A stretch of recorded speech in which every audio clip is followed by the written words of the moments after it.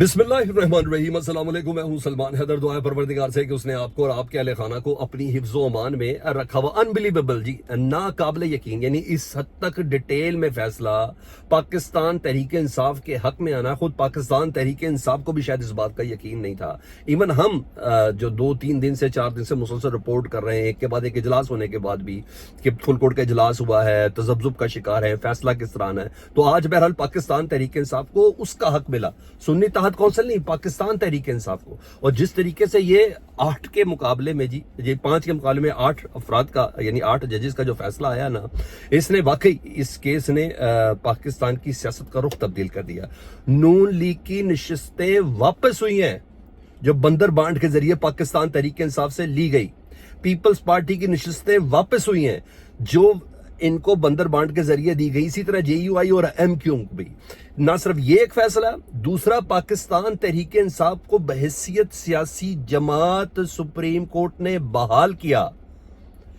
तीसरी चीज, बाकायदा तौर पर इलेक्शन कमीशन को बताया गया फैसले में कि आपका इकदाम गैर आईनी है।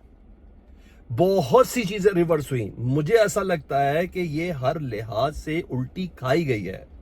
ये हर लिहाज से पुरानी जो जुडिशरी की तरफ से थी, वो जो गलत फैसले थे उनको सीधा करने की कोशिश की गई है। चाहे इसके इस दौरान बहुत ज्यादा नुकसान हो गया, बहुत कुछ चीजें इस दौरान बदल गई, लेकिन बहरहाल जस्टिस ने प्रिवेल किया है।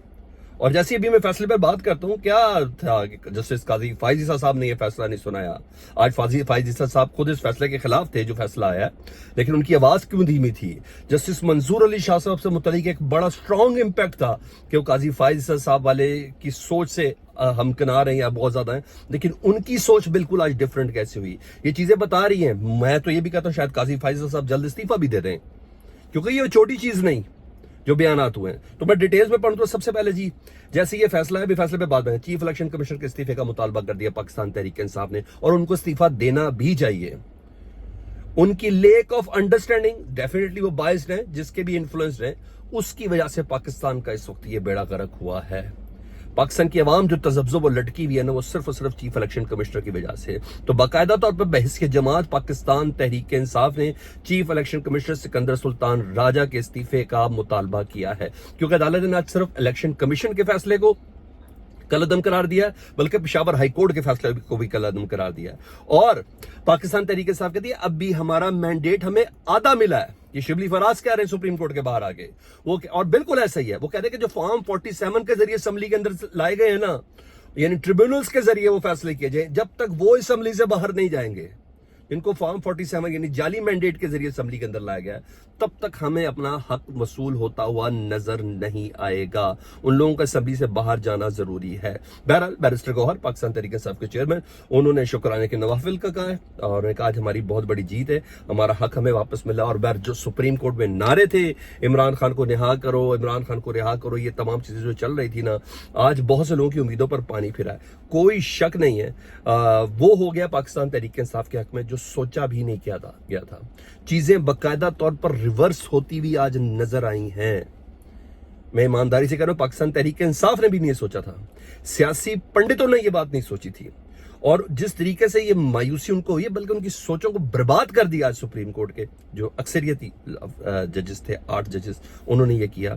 और वो हुआ वाकई जो इनके वहमो गुमान में भी नहीं था। इवन 13 जनवरी के फैसले को रिवर्स किया गया, जिसमें पाकिस्तान तहरीक इंसाफ से बल्ले का निशान लिया गया था। उन्होंने कहा पार्टी कैसे खत्म हो सकती है। तो अब नो मोर जी सुन्नी तहत कौंसिल, सिर्फ और सिर्फ पाकिस्तान तहरीक इंसाफ, ना सिर्फ कौमी असेंबली में बल्कि चारों की चारों सूबाई असेंबलियों में होगी।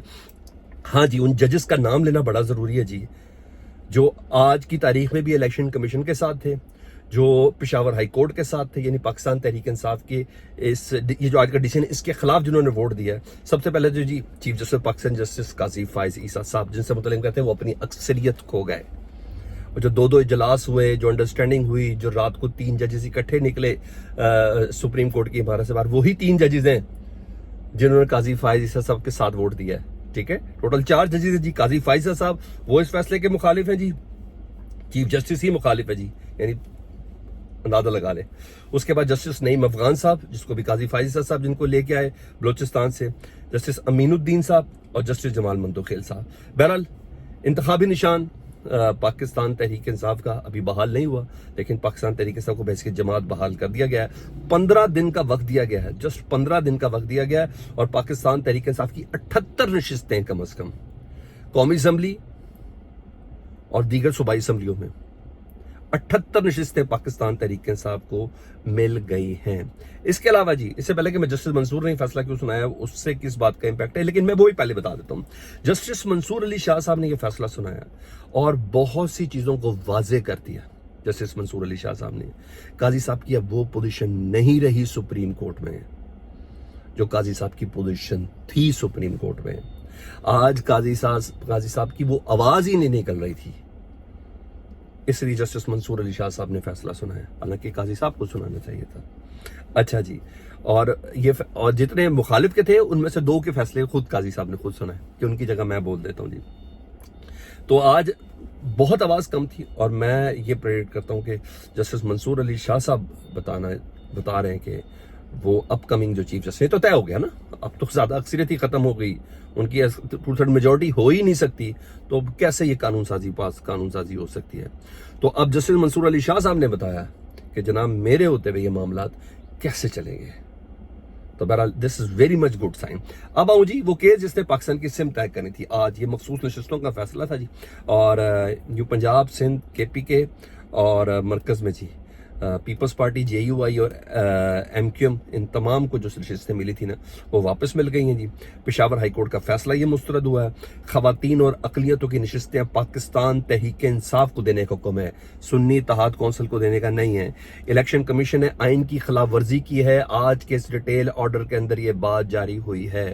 الیکشن کمیشن نے آئین کی خلاف ورزی کی ہے. اس پہ تو ویسے سکندر سلطان راجہ صاحب کی طبیعت فریش ہو جانی چاہیے. الیکشن کمیشن نے اپنی ذمہ داری پوری نہیں کی ہے, یہ بھی سپریم کورٹ کے حکم کے اندر ہے. اب پاکستان تحریک انصاف کو کوئی بھی ان کے کینڈیڈیٹ کو آزاد ڈکلیئر نہیں کر سکتا. جی ہاں, اب یہ خود فیصلہ کریں گے اگلے 15 دنوں کے اندر کہ وہ آزاد ہے یا پاکستان تحریک انصاف کے ساتھ ہے.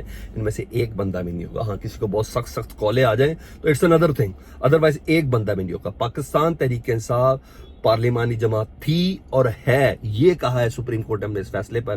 اب کوئی سنی اتحاد کونسل نہیں ہے, اور پاکستان تحریک انصاف 4 صوبائی اور 1 قومی اسمبلی میں مخصوص نشستوں کی حقدار ٹھہری ہے. تو سر یہ اس وقت فیصلہ ہے, اس میں کوئی شک نہیں, حق اور سچ کی فتح, اور اس فیصلے کی وجہ سے بہت زیادہ اضطرابیت ہے. لیکن پاکستان تحریک انصاف کہتے ہیں کہ ابھی ہم نے یہاں رکنا نہیں ہے. ابھی جو فارم 47 کے ذریعے جن ٹریبیونلز کے اوپر فیصلہ جاری ہے, وہ بھی الیکشن کمیشن نے ایک آرڈر ڈالی ہوئی ہے نا, اکارڈنگ ٹو آرڈیننس جو اب ایکٹ بنا دیا گیا ہے کہ ریٹائرڈ ججز کے ذریعے اب ٹریبونلز فیصلے کریں گے, اور حکومت وقت جو ہے اس کو سسٹین رکھنا قومی اسمبلی کے اندر. تو ابھی یہ فیصلہ ہونا باقی ہے اور اس پر کام ہونا باقی ہے. دیکھیں کوئی بیلنس ایکٹ, میں نے کل کا آپ کو بتایا ہے کہ بیلنس ایکٹس بھی چل سکتے ہیں کہ مخصوص نشستیں ان کو دے دی جائیں اور ٹریبونلز کا آزاد ججز کے ذریعے فیصلہ کروا کے, یعنی ہنگ قسم کی, میں نے بولا اسٹرانگ پارلیمنٹ اداروں کی موت ہوتی ہے. چلیں اور سن لیں, یہ قابل قبول نہیں ہوتی واضح ہے. تو یہ جو ہنگ والا معاملہ ہے نا, یہ کہیں نہ کہیں بیلنس ایکٹ کے طور پر استعمال ہوگا, کیونکہ ابھی وہ فیصلے آنا باقی ہیں. رہی بات وہ جو نیب اصلاحات ہیں, وہ اپنی جگہ پہ ایک معاملات چل رہے ہیں, لیکن بہرحال پاکستان تحریک انصاف کے لیے آج ایک بہت بڑا وکٹری کا دن ہے, اور وہ سیاسی پنڈتوں کے لیے آج واقعی مر جانے کا مقام ہے, مجھے یہ لگتا ہے. باقی فیڈ بیک سے متعلق ضرور آگاہ کریں. آپ سب کو بہت بہت مبارک ہوں. اللہم صلی علی محمد و علی محمد.